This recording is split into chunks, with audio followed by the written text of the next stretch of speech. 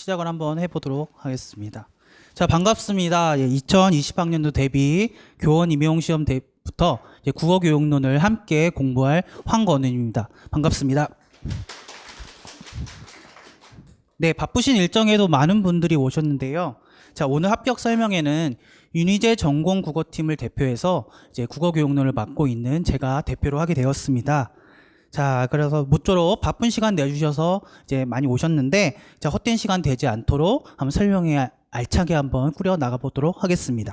자, 미리 자료 다 배부 받으셨죠? 자, 그러면 자료의 이제 첫 페이지 차례를 한번 같이 보도록 하겠습니다. 차례를 한번 같이 보시면은 이제 2020학년도 대비부터 이제 교원 임용 시험이 이제 바뀌는 부분이 있습니다.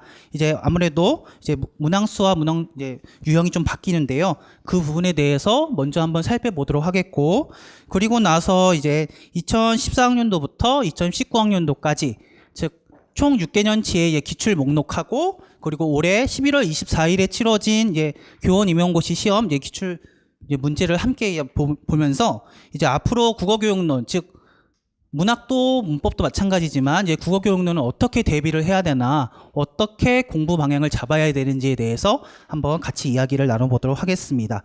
아무래도 합격 설명회를 들으시러 오시는 분들은 이제 앞으로 시험 대비를 어떻게 해야 되는지에 대한 정보 획득이 아마 목적이 크실 텐데요. 그런 만큼 오늘 제가 알차게 준비했는지는 잘 모르겠지만 많은 정보를 얻어 가셔서 앞으로 시험 대비를 하시는 데 있어서 많은 도움이 되었으면 좋겠습니다. 자, 그러면은 이제 본격적으로 한번 시작을 해보도록 하겠습니다. 자료집 1페이지를 한번 같이 보도록 하겠습니다. 1페이지를 한번 넘겨주시면은 이제 2020학년도 이제 대비부터 이제 변경되는 이제 문항 유형과 문항수 조정이 나타나 있는데요. 한번 같이 보도록 하겠습니다. 같이 한번 보시면은 자, 문항수 조정 유형 변경에 대해서 이제 교육과정평가원에서는 두 가지 이유를 들었습니다.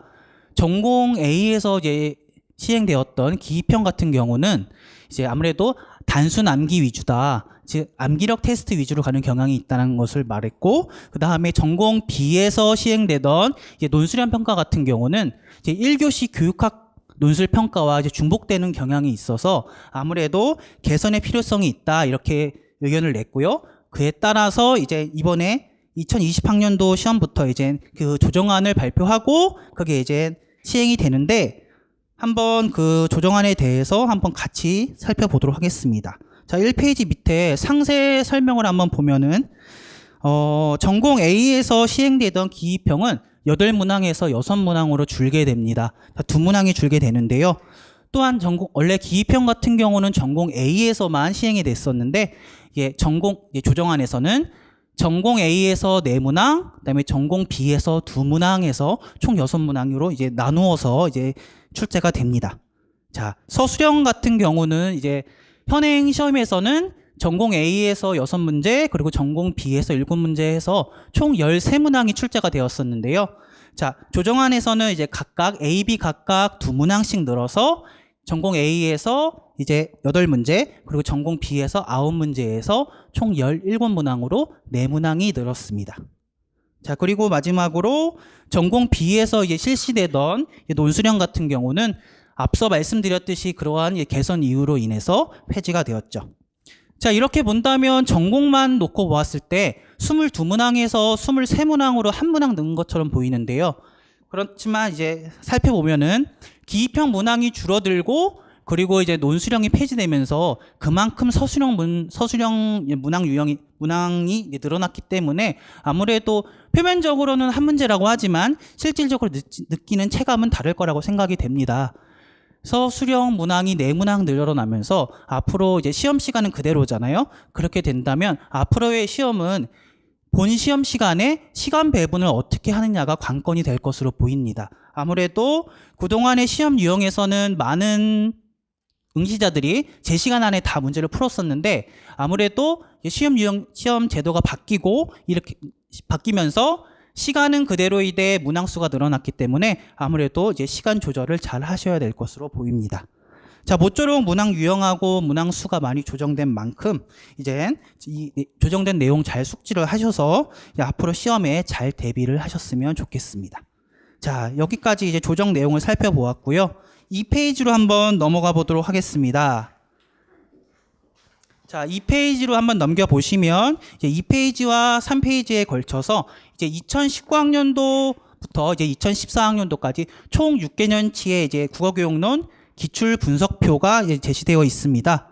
이 기출 분석표를 제가 왜 드렸냐 하면은 제가 오늘 이 합격 설명회를 하면서 앞으로 시험 대비, 즉 시험에서 국어교육론을 어떻게 대비를 해야 되는가, 어떠한 방향으로 공부를 해야 되는가에 대해서 한 3가지 정도 말씀을 드리려고 하는데요. 그중에 첫 번째와 관련이 있는 기출 분석의 중요성을 말씀드리기 위해서 제가 이 표를 한번 준비를 해 보았습니다. 이제 2014학년도 시험부터 이제 서답형 유형으로 이제 변경되면서 이제 그때부터 현재까지 총 한 6년치의 이제 시험이 치러졌는데요. 6년치 시험 누적 중에서도 주요 출제 지점은 지금 계속 반복돼서 출제가 되고 있습니다. 아무래도 이제 합법, 독서, 작문 영역에서 주요 출제 지점은 중요하다고 생각되는 주요 출제 지점은 이제 정해져 있기 때문에 아무래도 계속 반복돼서 출제될 수밖에 없는데요.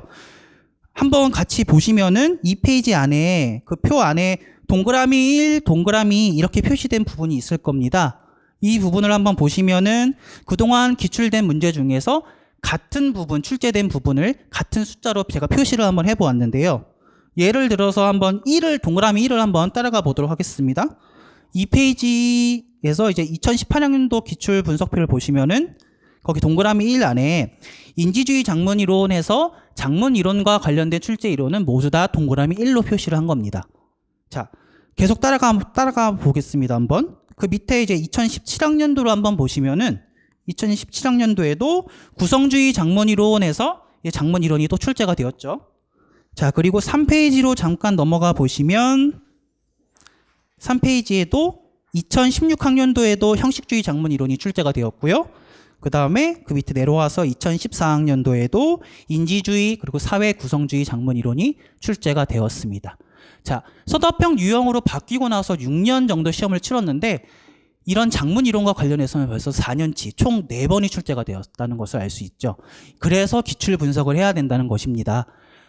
기출에서 다루고 있는 문제가 어느 지점이 중요하고 그 지점에서 어떤 부분이 핵심어인지를 파악하기 위해서는 기출을 풀고 기출에서 언급된 부분을 다시 한번 이론 공부를 통해서 숙지를 하시는 것이 공부를 하시는 데 많이 도움이 될 것으로 제가 생각이 됩니다.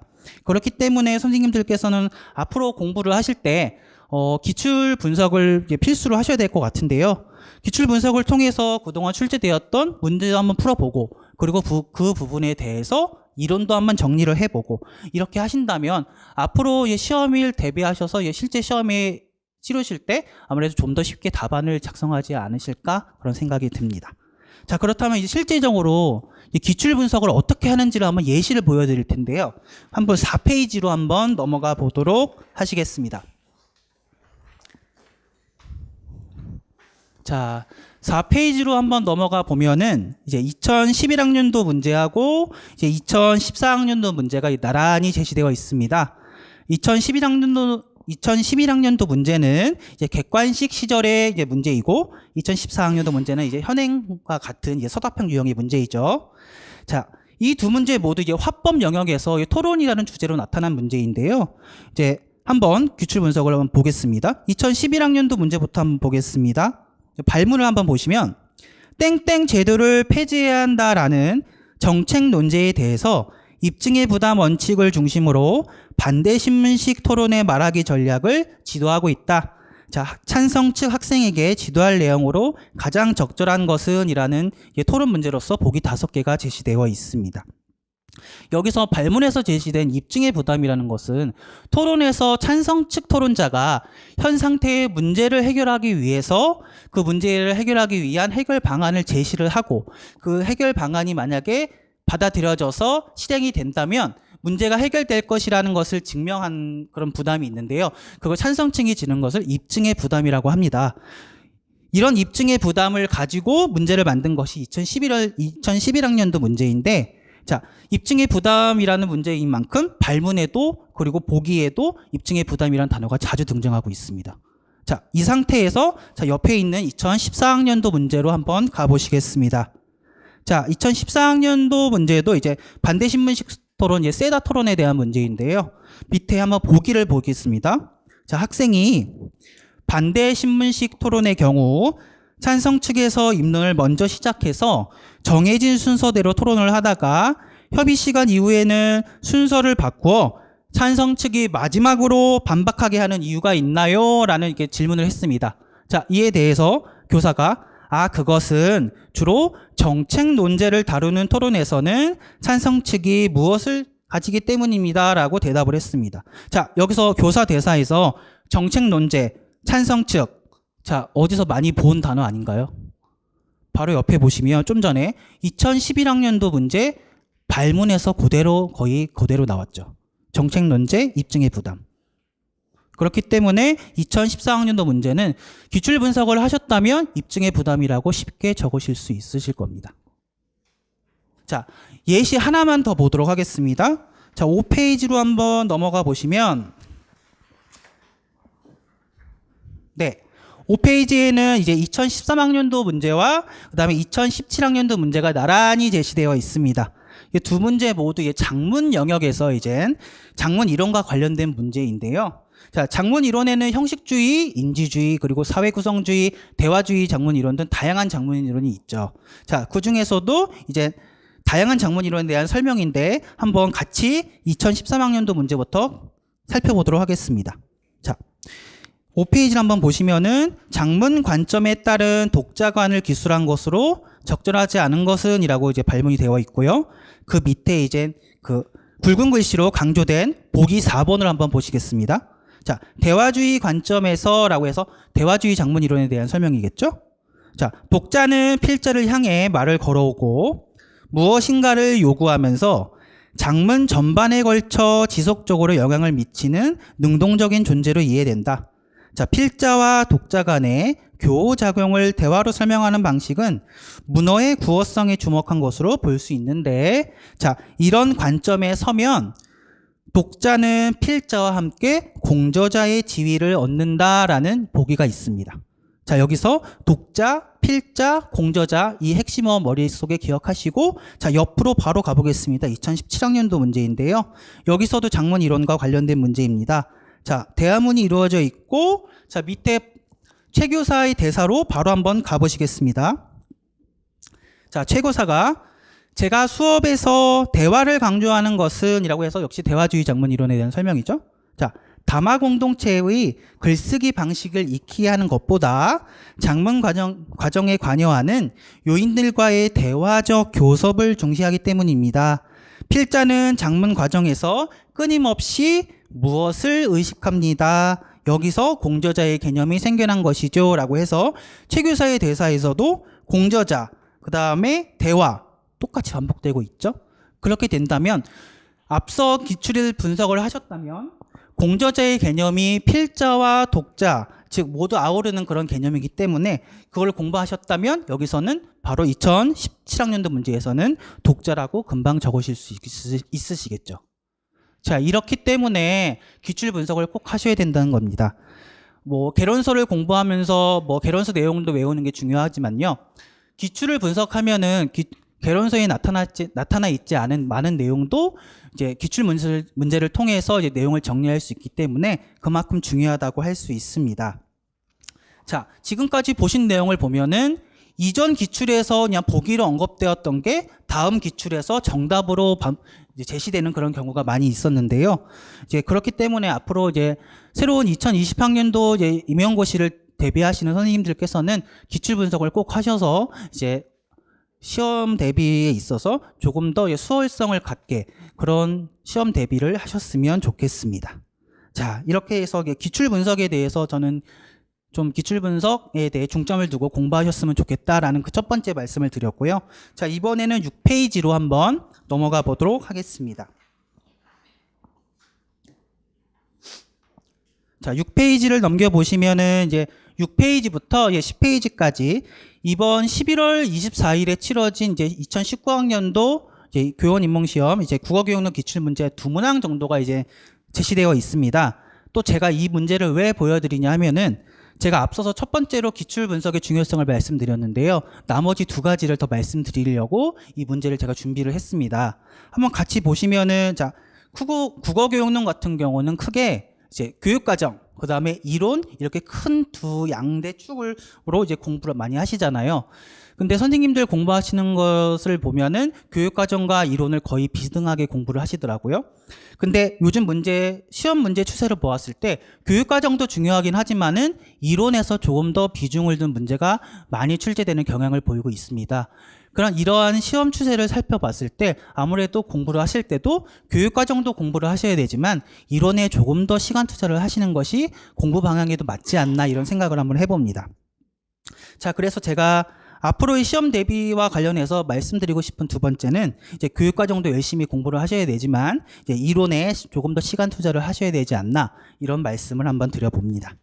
자, 6페이지에 제시된 이제 2019학년도 3번 문제를 한번 보시면요. 자, 문제를 한번 보도록 하겠습니다. 자, 가는 학생이 쓴 기사문에서 쓰기 지식을 분석한 자료의 일부이고 나는 학생 글을 분석한 후 교사의 생각을 적은 글의 일부이다. 괄호 안 기역 니은에 해당하는 말을 순서대로 쓰시오라는 문제입니다. 자, 이 문제를 보면은 기사문 문제인 것 같지만 기사문의 탈을 쓴 교육과정과 이론의 혼합 문제입니다. 자, 문제를 한번 계속 보실게요. 저작권을 알고 계십니까? 라는 과제를 이제 학생이 제출을 했고 그 과제를 이제 교사가 분석을 해서 이제 나타낸 표인데 자, 기억이 비워져 있고요. 그 밑에 장르 지식이라는 이제 힌트를 주었습니다. 자, 그렇다면 기억에는 무엇이 들어갈까요? 자, 기억과 장르 지식의 상위 항목을 한번 가보겠습니다. 상위 항목에는 쓰기 지식이라고 제시되어 있죠. 그럼 무슨 지식일 겁니다. 힌트로도 장르 지식이라고 줬습니다. 자, 그렇다면 기억에 들어가야 할 말도 무슨 지식, 땡땡 지식이라고 적으셔야 합니다. 자, 근데 실상 이 문제를 풀어볼 때는 미리 사전에 이제 개론서, 이론 공부가 선행되지 않았다면 솔직히 쉽게 풀리지는 않는 문제라고 저는 생각을 합니다. 미리 장문 지식, 쓰기 지식에 대한 그런 개념이 없다면 그 시험 시간 안에 적용해서 풀 수 있는 문제는 아니거든요. 자, 그래서 한번 7페이지로 잠깐 넘어가 보시면 자, 7페이지에 영락에서 나온 이제 장문교육론이 있습니다. 이 장문교육론에 보면은 장문 지식, 즉 쓰기 지식에 대한 이제 개론서 내용이 제시되어 있는데요. 여기서는 이제 박용민 교수가 제시한 건 아니고 이제 외국 원서를 번역해서 장문 지식에 대한 내용을 실어 놓은 것인데, 자, 지식의 종류해서 크게 3가지로 나누고 있습니다. 사회문화적 지식, 그리고 개념적 지식, 그리고 초인지 지식, 이렇게 크게 3개로 나누고 있고요. 그 다음에 개념적 지식은 다시 내용 지식과 담화 지식으로 나누고 있습니다. 여기서 담화 지식은 좀 전에 문제에서 보셨던 장르 지식과 같은 개념이죠. 자, 그렇게 된다면 이 개론서를 만약에 공부를 하셨다, 이론을 공부하셨다 하면 내용 지식이라고 쉽게 답을 적으실 수는 있겠지만 솔직히 이렇게까지 샅샅이 보고 들어가는 그런 시험은 아니었죠. 저희가 내용 지식까지 저희가 적을 수 있는 그런 시험은 아니었다고 저는 생각을 합니다. 그래서 이제는 이런 것까지 봐야 하나 이런 생각이 드는데, 그래도 뭐 시험 경향에 맞추면 아무래도 조금 더 자세하게 공부를 하는 게 시험을 대비 위해서, 어떻게 시험이 나올 줄은 모르는 거니까 그 시험의 대비를 맞춘다면 그게 맞다고 저는 생각이 듭니다. 자, 그래서 이처럼 이론서를 통해서 화법, 독서, 장문과 관련된 이론을 대비하지 않으면 쉽게 풀 수 없었던 문제가 지금 출제가 되었고, 앞으로도 이론 공부를 더 열심히 해야, 이론 공부에 좀 더 비중을 늘려야 이제 앞으로의 시험에 대비할 수 있다는 메시지를 던져준 문제라고 저는 생각을 합니다. 지금까지 제가 기출 분석이 중요하다고 말씀을 드렸고요. 그리고 2번째 같은 경우는 이제 아무래도 교육과정도 중요하지만은 이론서에 대한 내용, 이론에 대한 공부 비중을 좀 증가해야 되지 않나, 높여야 되지 않나, 이 2가지 제가 말씀을 드렸습니다. 자, 마지막 이제 앞으로 시험 대비 방법과 관련해서는 8페이지를 한번 제가 보면서 말씀을 드리겠습니다.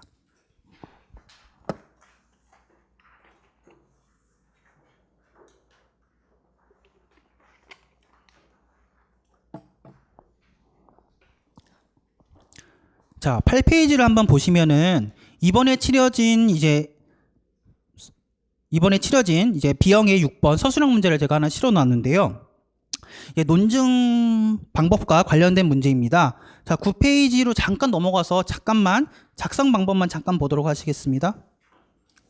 넘어가 보면은 자, 작성 방법의 두 번째 작성 방법에서 기억의 활동과 관련하여 라고 해서 기억은 위에서 논증 방법을 파악해 봅시다라는 그런 그냥 학습 활동입니다. 자, 이와 관련해서 다의 논증 방법을 밝히고 그렇게 판단한 이유를 서술할 것이라는 작성 방법 두 번째가 달려 있습니다. 자, 다시 앞으로 8페이지로 넘어오셔서 8페이지에 보시면 다의 어떤 이제 논증 방법이 사용됐나를 이제 언급하고 이제 이유를 서술하는 문제인데요. 다를 한번 잠깐만 보시면 앞에만 보시면은 인간의 역사에서 그 예를 생각해 보자라고 해서 예를 언급한 거 보니까 귀납 논증 아니면은 유치 논증인 것 같습니다. 근데 다를 자꾸 읽으면 읽을수록 귀납 논증 같기도 하고 유치 논증 같기도 하고 애매해서 답이 잘 나오지 않습니다. 실제로도 실제 시험에서도 빨리 답안을 작성하신 선생님이 그렇게 많지 않다고 제가 들었습니다. 자, 그렇기 때문에 제가 드리고 싶은 세 번째 말씀은 이론서와 그다음에 교육과정 내용을 좀 많이 외워서 머릿속에 넣는 것도 중요하지만 그런 내용을 실제 시험에 적용할 수 있는 적용 연습을 많이 하시는 게 도움이 되지 않을까 생각이 됩니다. 이 논증 방법 문제 같은 경우도 논증의 유형이 뭐가 있고 논증의 개념이 무엇이고 그런 걸 다 알고 있었지만 실제적으로 글에 쓰인 논증의 유형이 뭔지 파악하고 이유를 써라고 했을 때 선뜻 나는 유형을 알고 있어도 잘 적진 못했습니다. 그렇기 때문에 다양한 지문, 여러 지문을 활용을 해서 만약에 사전에 연습을 좀 적용하는 연습을 하신다면 실제 시험에서도 조금 더 쉽게 수월하게 다가가지 않을까 하는 이런 생각을 제가 한번 해봤습니다. 자, 이렇게 앞으로 시험과 관련해서 제가 3가지 정도 말씀을 드렸는데요. 기출 분석이 중요하다. 그리고 교육과정도 중요하지만은 이론 비중을 조금 더 강화시켜야 한다. 그리고 달달달 외우는 것도 중요하지만 조금 더 적용해보는 연습을 많이 해보자. 이 3가지를 제가 말씀을 드렸는데 제 말이 곧 정답은 아닙니다. 제가 기출 분석을 하면서 이렇게 공부를 하면 조금 더 수월하지 않을까, 조금 더 도움이 되지 않을까라는 방안을 3가지를 한번 생각을 해본 것이고요.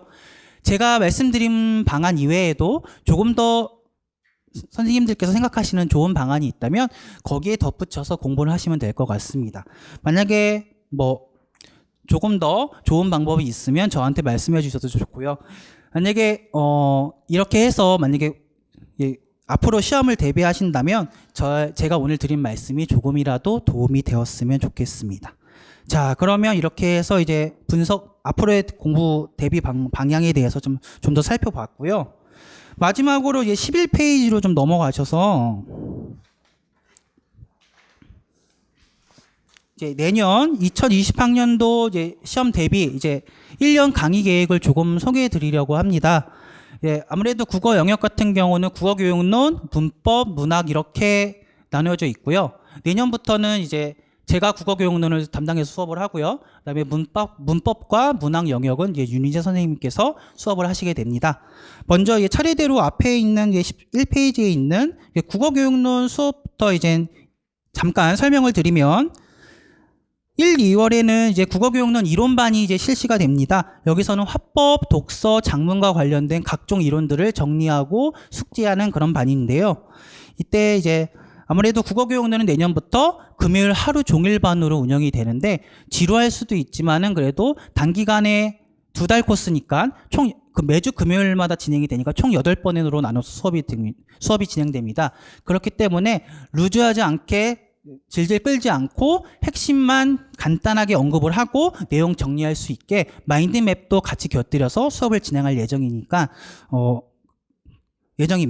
자, 그리고 교재는 이제 올해 출간된 빨간 국어교육론 이론편으로 수업을 진행하게 됐습니다. 자, 그리고 3, 4월 같은 경우는 이제 교육과정반이 운영되는데요. 교육과정반에서는 이제 현행 2015 개정 교육과정이 내용이 좀 짧습니다. 좀 간편화된 경향이 있는데요. 그래서 2015 개정 교육과정만 만약에 보고 공부를 하시면 좀 부족한 감이 있어서 2012 개정교육과정과 그다음에 필요하다면 2009 개정교육과정까지 약간 내용을 끌어와서 같이 공부를 할 수 있고, 그다음에 관련 기출문제도 같이 언급을 하는 그런 수업이기 때문에 자, 3, 4월 반에서는 이제 한 큐에 해결할 수 있는 그런 교육과정반을 개설을 했습니다. 자, 이때는 이제 빨간 국어 교육론 이제 교육과정 편으로 수업이 진행됩니다. 자, 이렇게 되면은 이제 1월부터 4월 강의까지 제가 이제 국어 교육론의 두 축이었던 이제 이론 그리고 교육과정을 모두 소화하실 수 있으시게 됩니다. 자, 그리고 5, 6월로 한번 가보면요. 5, 6월 달에는 이제 기출, 동영문제 정복반이라고 해서 제가 이제 기출반을 하나 개설을 했는데, 이때는 이제 화법, 독서, 작문과 관련된 이제 기출문제를 풀이하게 됩니다. 근데 이제 연도별로 풀이하기보다는 조금 이제 더 수월하고 좀 이제 반복되는 경향을 줄이기 위해서 매주 세부적으로 이제 영역을 나눠서, 예를 들면 첫 주에는 뭐 대화, 토의, 토론만 다 기출 문제를 풀고 연습 이제 이론을 정리한다, 이런 식으로 해서 세부 주제별로 나눠서 이제 진행될 예정입니다.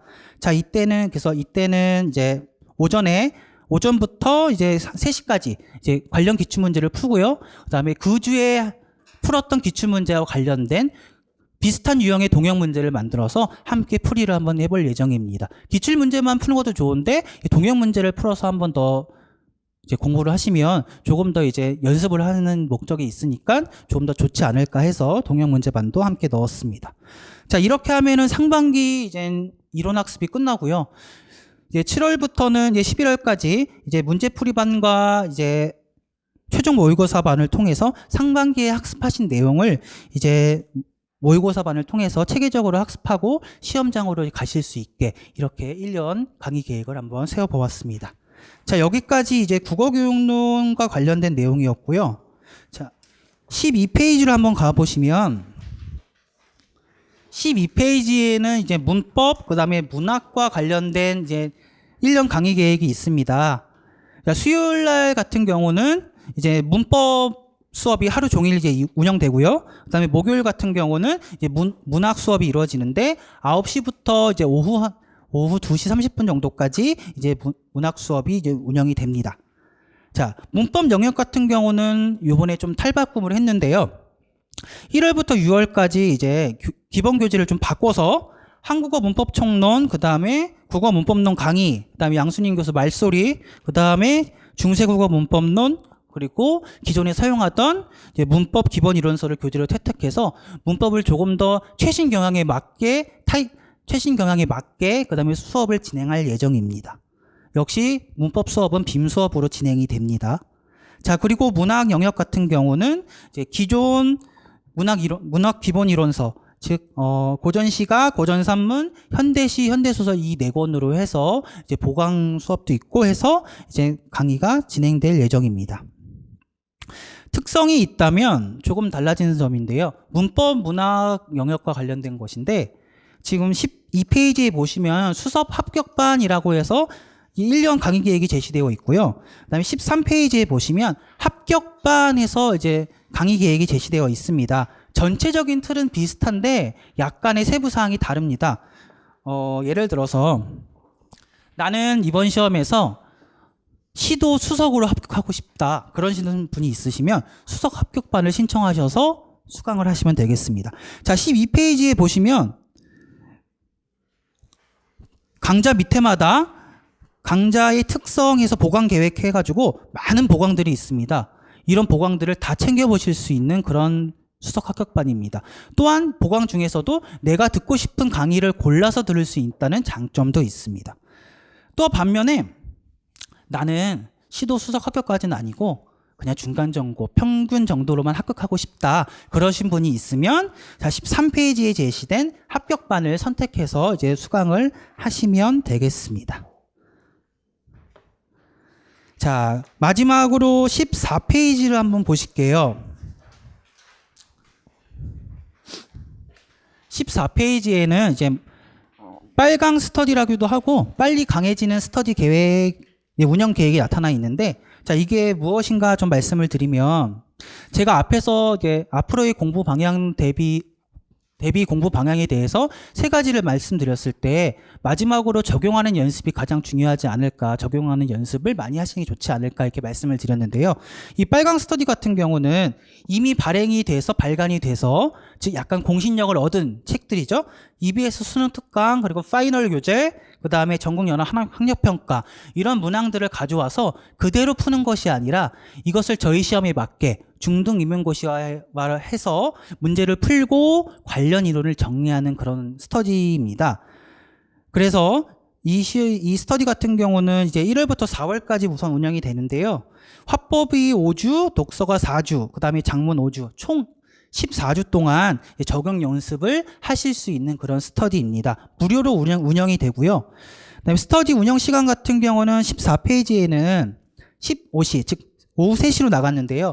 목요일은 문학 수업이 있잖아요. 그래서 문학 수업이 약 2시 30분 정도에 끝나면 30분 간격을 가지고 점심도 드시고 그다음에 스터디에 오시기 힘들기 때문에 좀 약간 유동적이게 해서 15시 30분부터 18시까지 혹은 18시 30분까지 유동적으로 스터디를 운영하고 미리 사전에 공지하도록 하겠습니다.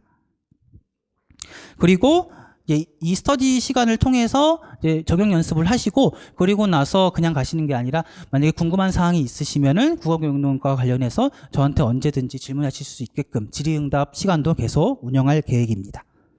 자, 이렇게 해서 오늘 준비한 자료에 대한 설명은 거의 끝났는데요. 바쁜 일정에도 불구하고 많은 분들이 와주셔서 정말 감사합니다. 자, 오늘 설명회가 제가 나름 준비하긴 했지만 어떨지는 모르지만 앞으로 시험을 준비하시는 선생님들께 있어서는 좀 약간은 도움이 되는 그런 합격 설명회가 되었으면 한다는 제 간절한 바람이 있습니다. 자, 이것으로 오늘 2020학년도 대비 교원 임용시험 합격 설명회를 마치도록 하겠습니다. 자, 감사합니다.